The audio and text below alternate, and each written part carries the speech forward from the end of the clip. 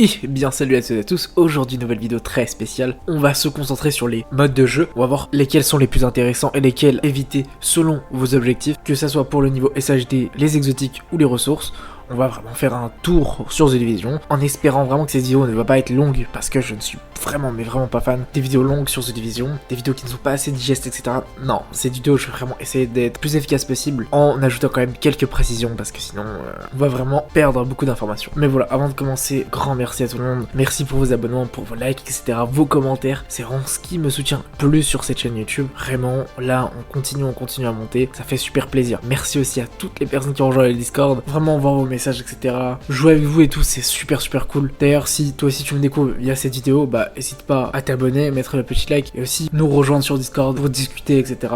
Et pour peut-être participer à une prochaine vidéo. Bref, j'arrête de vous prendre la tête et on passe au sujet principal de cette vidéo. Donc pour commencer déjà, cette vidéo s'adresse vraiment à tout le monde, que vous soyez vraiment haut level ou que vous avez débuté il y a quelques jours, je pense que tout le monde trouvera son compte. Donc premier farm, les niveaux SHD. Pour ce faire, du coup, vous allez en monde ouvert, vous allez mettre très important, la difficulté en défi et non pas héroïque, parce que la différence d'XP gagné en défi et en héroïque n'est pas vraiment rentable, quand on sait qu'en défi, on finit les missions très rapidement. Logiquement, à la fin de l'heure, vous allez gagner plus XP en défi qu'en héroïque, parce qu'on aura fini plus de missions. C'est aussi simple que ça. Ce que je vous conseille précisément dans cette stratégie, ça va être de commencer par ce secteur là. Ce que je fais précisément, c'est que je prends ce pont de contrôle-ci, celui-là aussi, et avec les deux, on va pouvoir se TP et atteindre les diffusions de propagande et les exécutions publiques plus rapidement et plus facilement. Et aussi super important, faites les primes. Vraiment, quand vous finissez une exécution publique, allez courir faire la prime parce que ça va vraiment vous donner pas mal d'XP et c'est plutôt cool. Ce que je vous conseille dans cette stratégie, si vous n'avez pas d'amis, allez sur le menu social et recherchez un groupe. Et c'est super important que vous soyez que deux, parce que si vous êtes 3 ou 4, la difficulté va s'augmenter et du coup ça sera pas si rapide que ça.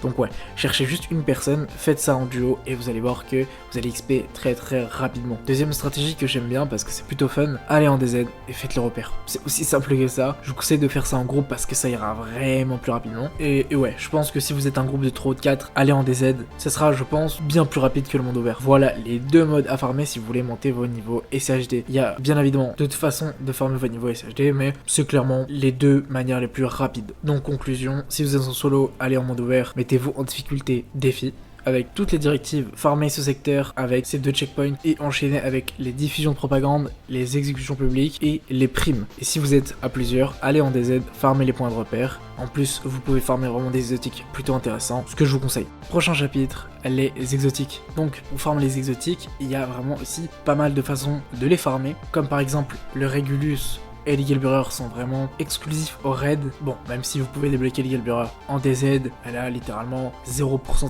de drop. Donc ouais, c'est pas très rentable.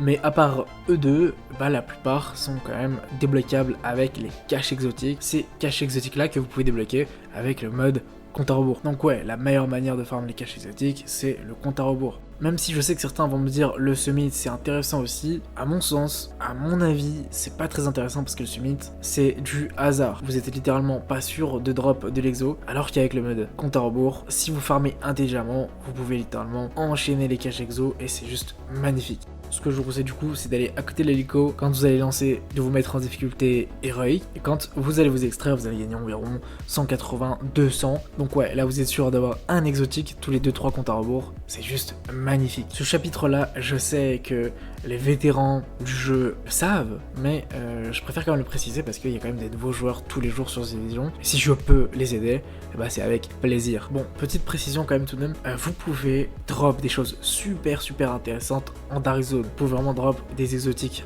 incroyables, mais il va falloir quand même avoir pas mal de chance parce que il y a quand même beaucoup de pestilence dans ce mode. Donc ouais, je récapitule, si vous voulez farm les exos, allez en compte à rebours et lancez en héroïque. Essayez vraiment de vous extraire, c'est vraiment la chose la plus importante et c'est ce qui va donner le plus de points. Ensuite, avec ces points-là, vous allez pouvoir acheter des caches exo et en espérant que vous obtiendrez ce que vous voulez. Prochain chapitre, les ressources. Il y a énormément de ressources sur The Division. Là, on va vraiment se focaliser sur ce qui va nous permettre d'optimiser nos équipements, comme par exemple les évaluations tactiques. D'ailleurs, si vous avez besoin que d'évaluations tactiques, ce que je vous conseille, c'est d'aller en semi, de faire les étages en difficulté normale normal jusqu'au 10e. Une fois au 10e, vous allez revenir à l'accueil et du coup relancer en difficulté défi. Si vous avez un meilleur build, lancez en légendaire, vous allez recevoir 5 évaluations tactiques. Si vous lancez en héroïque, vous allez en avoir 4. Si vous lancez en défi, vous allez en avoir 3.